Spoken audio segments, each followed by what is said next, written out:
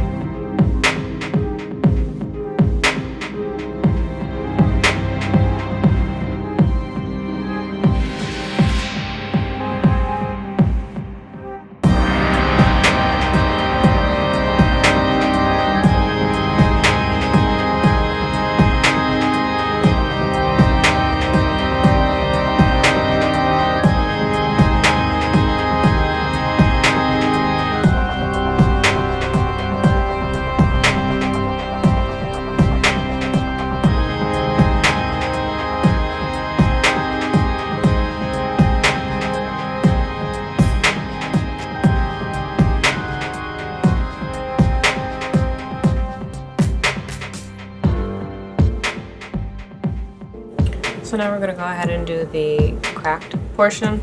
And this one I just kind of started from this one and then dragged it down. I think I'll try and do a few different random ones all over rather than just one big one. I'm actually going to use this black face and body paint in ink by MADEYEWLOOK. She's actually a really good SFX makeup artist. I'll tag her Instagram down below.